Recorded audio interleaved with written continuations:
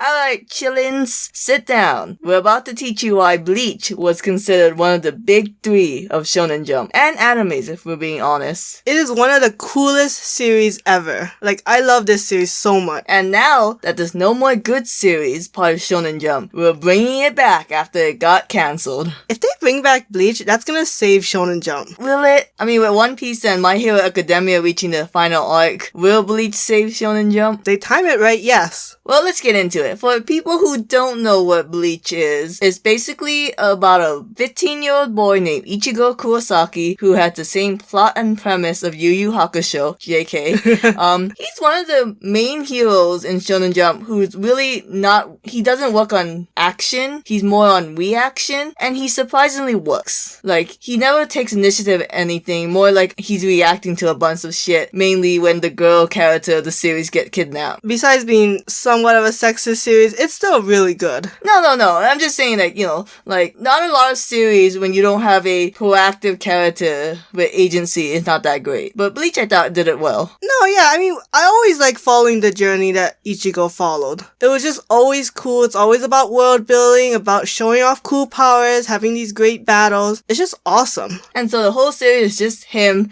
dealing with dead people, dealing with what happened to the soul when they die, and a giant hierarchy in the soul society where the dead people go, and he fucks around with a bunch of pretty people.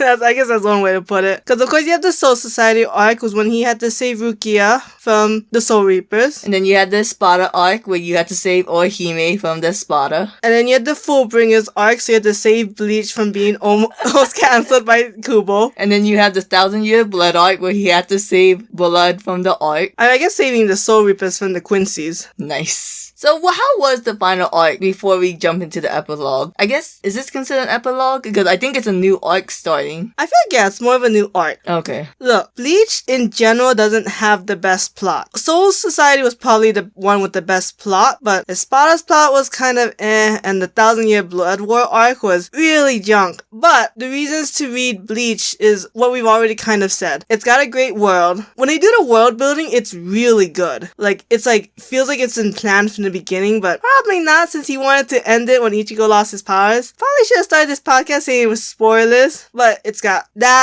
great powers. I love the powers, especially when you see the General Captain Yamamoto do his thing. It's so cool. It's one of my favorite things ever. I think anyone who's a fan of Bleach can tell you, Tite Kubo, the artist, the best thing he can do is one-up himself. Like, oh, here's a cool power. Next chapter, I will beat the last cool power I introduced with something even cooler. Yes, absolutely. So, am I expecting a great plot?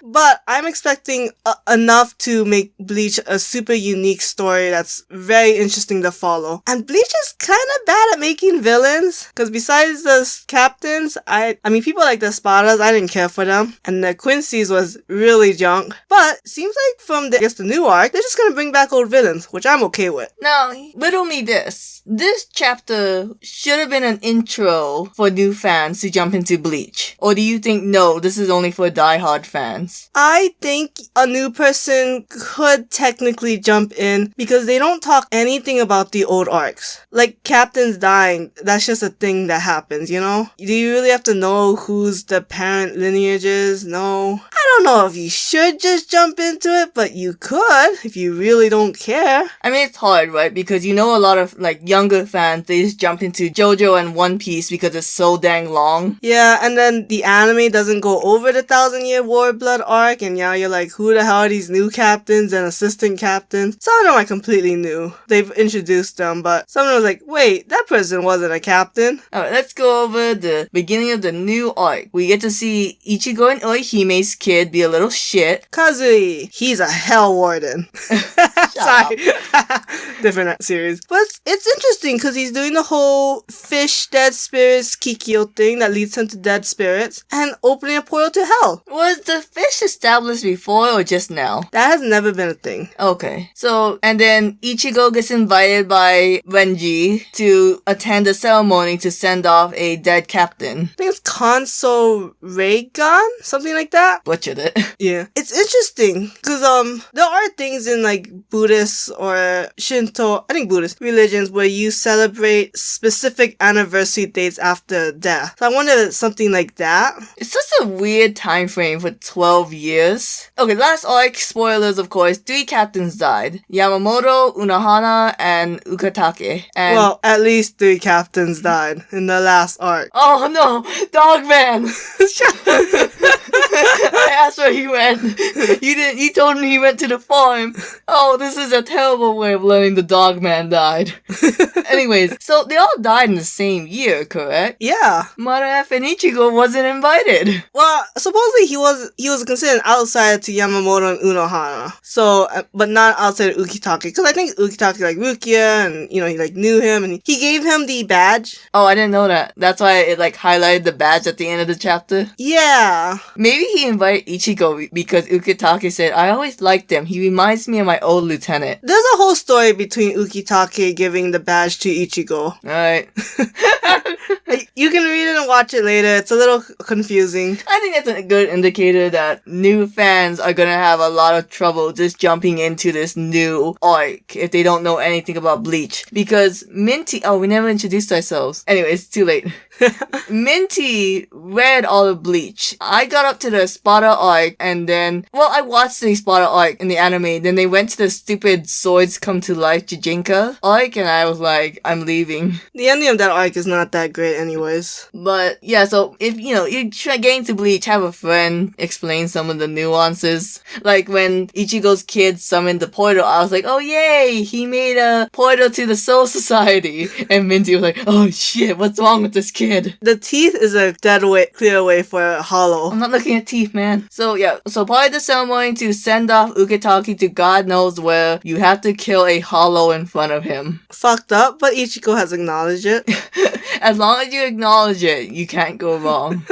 So Ichigo goes with all the assistant captains, vice captains. Depends on the translation. I think it's usually assistant captains. Okay, and then all the actual captains are just chilling in the Soul Society, while the assistant captains are hunting down hollows to kill in front of Ukitake. And then bum bum bum, somebody comes that I don't know. I can't pronounce his name because it's Spanish, but it's the pink espada. It's the one who looks like Malone from JoJo Part 5. It's the one that got killed by Uryu and Kurosuchi. It's the one who's very gay in the Sparta arc. Was he? Was he not? The I pink don't hair? know. Gay for who? I don't know.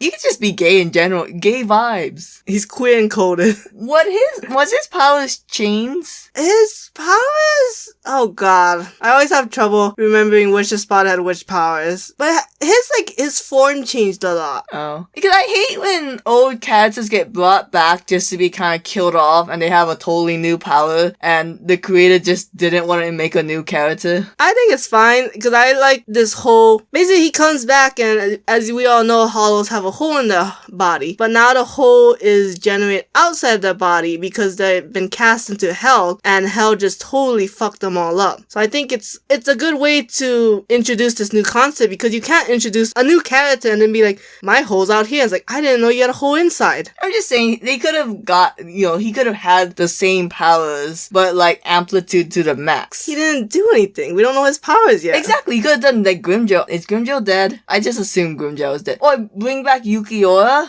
Like, I think he does a really cool thing of thinking of powers. Like, he thought of those 2 new assistant captains. Both furry themed, but I respect the man. The guy who go with the biting and the guy with the sword who can turn into any animals he wants. Oh, I want to see more animals. So I just wish like those are cooler power than I have chains. That's just my 2 cents. Anyways, pink hair guy comes in. Maybe he's the smartest Espada, so he had to come explain everything. He was the smartest, right? In a sense, sure. I wonder if it has to do with getting put into hell. Because what if he's the only Espada in hell? Oh god, is he the only one who did sins? technically, you don't even have to do a sin to go to hell. You just have to be really strong. Oh my god, he was the strongest.